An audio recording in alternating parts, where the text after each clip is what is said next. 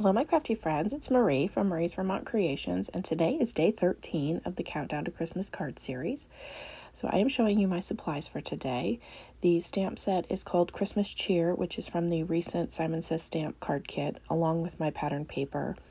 I have a piece of, I think it's light pink cardstock, and then some sheets of white.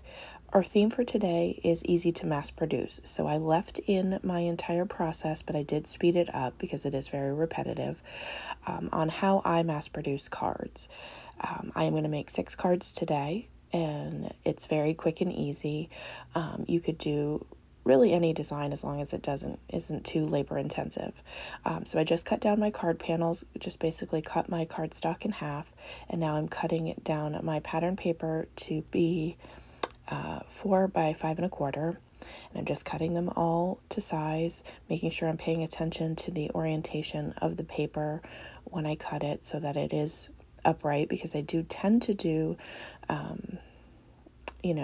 side folding card bases, and you could do the other way. I basically do that because this trimmer doesn't cut the long way. It's not big enough. I do have the big Tim Holtz trimmer, but I don't always feel like lugging it out. So once I get my pattern paper done, off screen before I started this, I measured the stamp that I wanted to use out of the stamp set, and all I'm going to use is the ho ho ho sentiment. You could do an image, but I always feel like then I need to color, so I'm trying to keep it simple. So I measured the stamp, and I'm cutting this white panel to 2 1/4 by 3 1/4. And so I end up cutting an extra one, which I wasn't paying much attention to, so I have an extra ho ho ho sentiment stamped out from this. And then I will take the pink panel, and I'm going to cut that down to all around 1/4 inch bigger.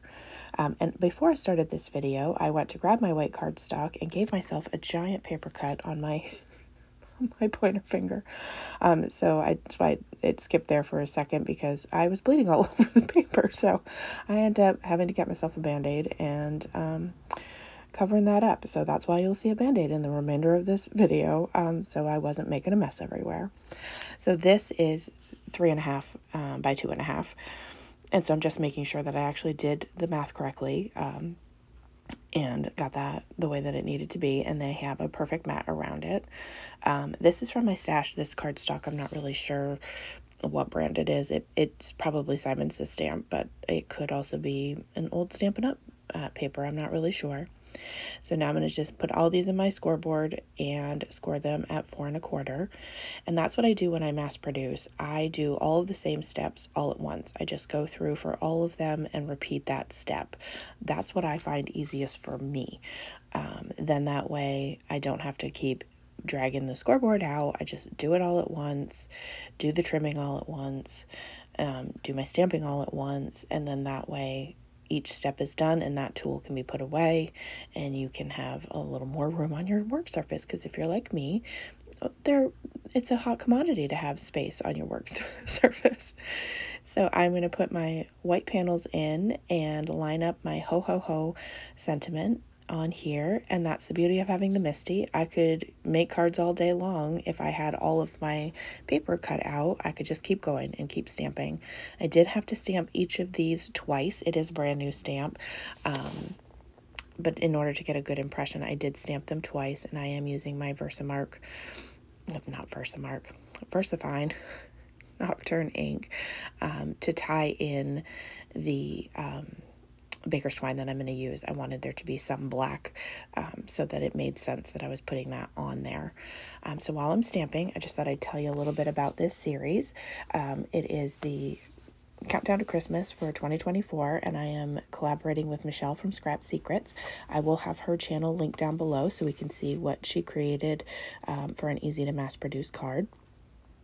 We typically have very different crafting styles, but in our last video we made using different stamp set, but we essentially did a very similar card design, which I found hilarious. So this is 25 projects, so we are on day 13, so we are over halfway to finishing, which is crazy to me. And so they're 2 projects a week on Mondays and Fridays. And there will be prizes at the end of this. In the end of this video, I will link the playlist, which you can check out. And in that playlist is Michele's intro video, and she goes over what her rules are for winning the prize and how that's going to work. For me, I am going to pick out of a random video, and depending on how many prizes I do will depend on how many subscribers I have at the end of this series. I am working my way to 1,000 subscribers, and if I reach that goal during this series, I will do an extra giveaway. So I hope that you're enjoying the series. I am definitely enjoying creating these, even though I am in the middle of, first thing this morning doing this voiceover because I didn't have all my planning done. So I am the one that's very last minute today. But if you have any questions, definitely feel free to leave them down below. Do you like to mass produce cards? Or I know some people say they do one design, so this may not be for you.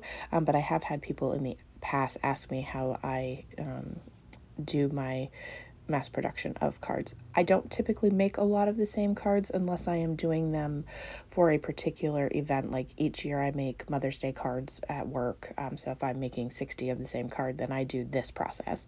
I just do it with 60 instead of 6. So now I'm just gluing my sentiment onto the pink panel with some Barely Arts liquid glue.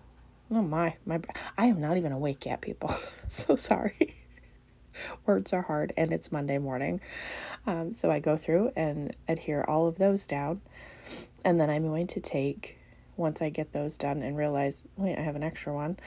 So I have that for later, for another project, if I wanted to do a 7th one, or if I just want to use that for a completely different card project, I have one more. So I'm going to take and kind of figure out how I want to lay out these sentiments, and I'm going to take the baker's twine, run some double-sided adhesive along both sides in the general area of where I want it, and then I'm just going to wrap that around, and I'm going to do that for all 6 card panels. These are fairly simple cards. You could do more steps if you wanted. You could add embellishments. Completely up to you and how many cards you're making. First of all, if you're doing, a large amount, you don't really want to make it too many steps on yourself. That's why I figured I'd let the pattern paper do the talking for this project. You could also do like an embossed panel instead if you don't have paper, designer paper that you wanted to use. You could always take an embossing folder and either colored cardstock or even white would be nice if you wanted, and then you can use any color accent paper that you wanted. It'll go with anything, so that is definitely an option. So it just depends on your style and what you like, but definitely could be translated to many different cards. Doesn't have to be Christmas specific. If you wanted to make birthday cards this way so that you have some in your stash built up, they're slightly different but similar. This is a great way to do it because the pattern paper is different. So I do enjoy that they're not the exact same, and I will alter the layout of a couple of them because I put the baker's twine too high, so you'll see that in just a second. So now I'm going to go through and add all of the panels to the card base, again with the liquid glue, just having to hold it a little bit so that that baker's twine area adheres onto the card base. You could do foam tape to make that easier if you wanted to, but I didn't want to. I'm going to use the foam tape on the sentiment squares instead. So what projects have you guys been working on? I am also prepping for the craft fair at work, so I have resin projects going everywhere. I have some crochet projects that I'm working on, a little bit of everything going on over here. I always joke that I have crafting ADHD because I will jump from one thing to another, back to another project and go, oh wait, I was working on that. Anybody else do that, or not just me? Definitely something I do and have always done. And so, of course, and I'm also doing diamond painting, so I've been finding the little gems all over my crafting project. So I have a jar over to the side that I keep any random ones that I find because I don't know exactly what color they are. So I'm seeing while I'm as I'm working on these, if I can fill the little mason jar with the, pretty bits of, of gems. I think this might be the last one that I'm going to glue on. And then I will take foam squares, and I put 5 on the back of each one so that I can adhere them to this project. And I cut that out because I sat for a really long time trying to figure out how I wanted to put this one together, because the baker's twine was a little bit high. So then I opted to turn it on its side and go that way. I was going to have them all in the same direction, but it didn't work out that way. So this one I was able to do this way. They all get 5 little foam squares, and I just take the backing off and put it right on the card. I could go through and put all the foam squares on and then put all of the sentiment pieces on, but I figured it was easier to do them at the exact same time.